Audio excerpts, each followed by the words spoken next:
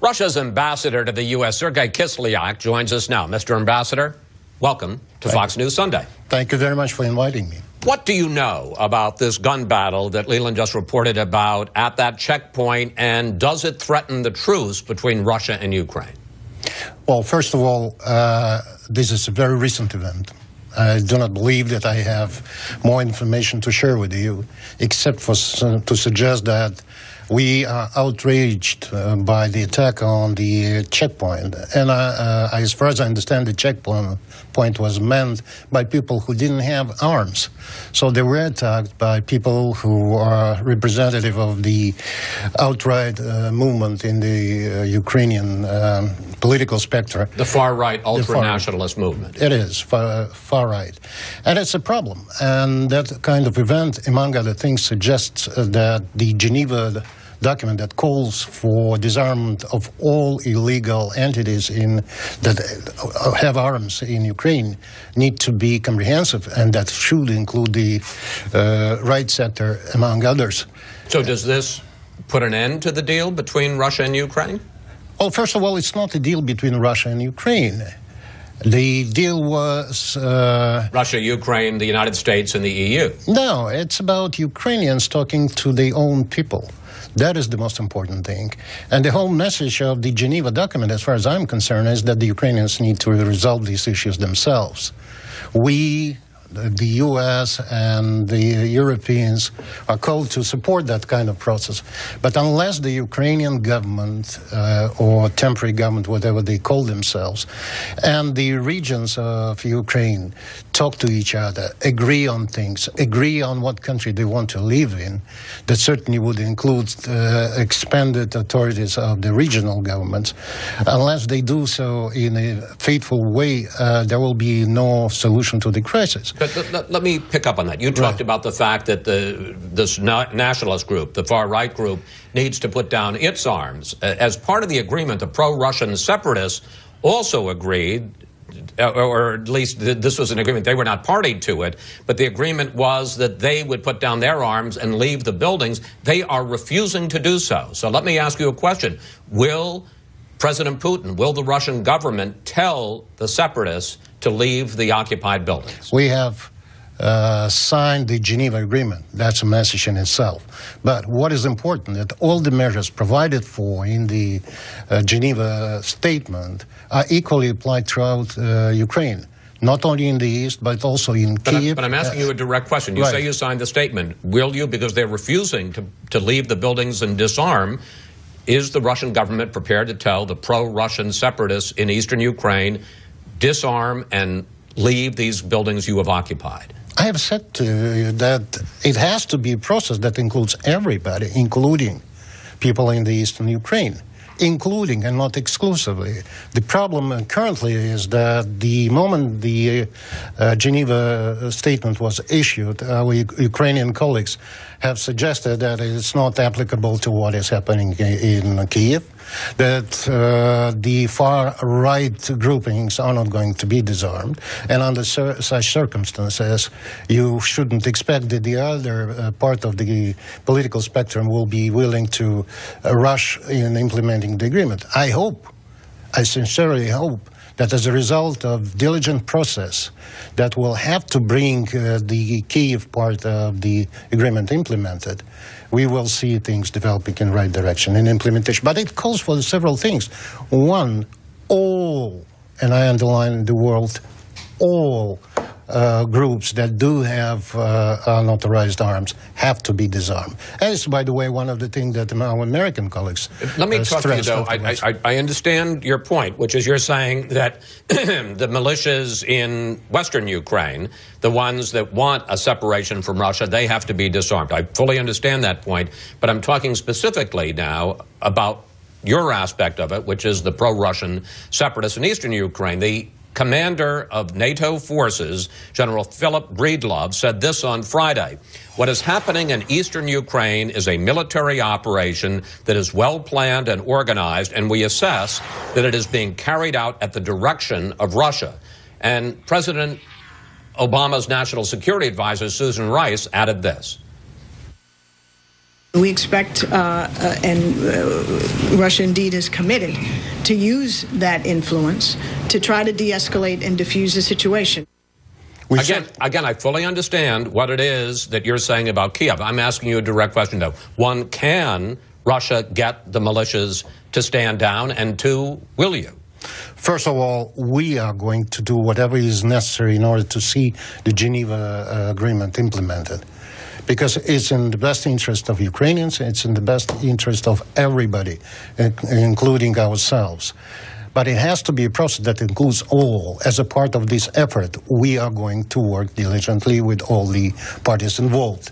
And I would underline once again the word all militias need to be disarmed. I want to talk to you about a very disturbing incident that took place in eastern Ukraine this week. Jewish residents of the city of Donetsk, leaving Passover services this week, were met by masked men who gave them flyers that said that they must register with the authorities. First of all, do you condemn that action, and can you firmly state that pro-Russian separatists had nothing to do with that? First of all, I think it's an outrageous provocation. We certainly condemn any manifestations of anti-Semitism. Moreover, we have always been concerned very much that the rightist movements that came to power in Kiev or helped to bring the new government in Kiev have shown themselves to be very anti-Russian, but it's a separate issue, but also anti-Semitic. We have always been concerned. So in the Geneva document, if you look at this carefully, we all of us, 4 parts of it, condemned all the manifestations of extremism, including anti-Semitism. So when it comes to these provocations, I do not have any information as to who has done it, but it's certainly an outrageous provocation. President Obama says that if Russia does not help defuse the situation, he was speaking specifically about the Russian separatists leaving these buildings in eastern Ukraine, that if you do not help defuse the situation, that the U.S. will impose new sanctions, further sanctions on Russia. Here's what he said. What you've already seen is the Russian economy weaker, capital fleeing out of Russia. You know, Mr. Putin's decisions are not just bad for Ukraine. Over the long term, they're going to be bad for Russia. Mr. Ambassador, are you prepared to take another hit to your economy? First of all, we don't believe that the language of sanctions is a good one to talk in the 21st century about. Secondly, you cannot work with Russia and try to achieve anything with us through the language of sanctions. Third, the sanctions that have been introduced certainly significant gesture of the revival of the Cold War mentality, but it's Russia. It's a very solid state, well-to-do, a well-developing country. We can withstand pressures. Moreover, the sanctions that... Excuse me, sir, I must interrupt, because you say, well, this is a revival of the Cold War. No, I didn't say that it's a revival of full Cold War. I still believe that the basis for the Cold War isn't there. But the point I would make, sir, is when Crimea is annexed, and President Putin said no Russian troops in Crimea, and then in his 4-hour call-in show this week he said, well, yes, we did send Russian troops into Crimea. When you have 40,000 troops massed on the border of eastern Ukraine, and before it was, well, they're going to be exercises, and now Putin says, well, perhaps we'll need them to restore order. Isn't that a Cold War? Oh, no. First of all, you are talking about Crimea like it is a kind of piece of real estate that we annexed. It's not. There are 2.2 million people living there, first. So the future of Crimea was decided by the Crimeans themselves. Under the thumb of pro-Russian separatists and Russian troops. What we had there were military presence that was absolutely legal under the agreement with the Ukrainian government at the time.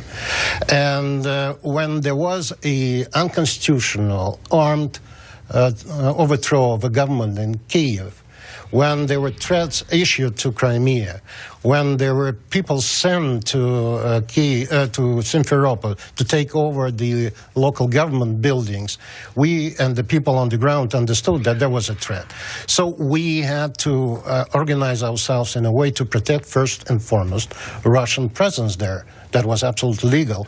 And we also certainly did to protect people there, but we didn't influence the processes within Crimea that was organized by a local... There are a number of independent experts, observers, who would disagree with that. One last question, sir. Finally, NATO announced this week that it is shoring up its defenses along its borders with Russia. Here is the Secretary General of NATO this week. We will have more planes in the air, more ships on the water, and more readiness on the land. This week, President Putin, in that call-in show, talked about Russia's historic ties to Ukraine, eastern Ukraine, as New Russia. And today, Ukraine's acting prime minister said that Putin has dreams of restoring the old Soviet Union. How far is President Putin prepared to go? What are his territorial ambitions? First, any statements about us having dreams of restoring Soviet Union is a false notion in its very nature. And secondly, the allusions to the history of relations between Russia and Ukraine by the presidents was just to show that we are so intertwined. We are. There are so many families that are spread both in Ukraine and Russia. We have been... So to answer my question, how far is President Putin prepared to go? We are not going anywhere. We just want the Ukrainians to find a way of a dialogue, a new constitution that would help them to live in a country that is democratic, that supports the rights of all the ethnic groups, including certainly Russians. And we want to have a friendly neighbor, because for us all, irrespective of what is happening, Ukrainians are just our brothers. Just your brothers? I'm Ukrainian myself, ethnically. So is my family historically. Mr. Ambassador, thank you. Thank you so much for coming in today.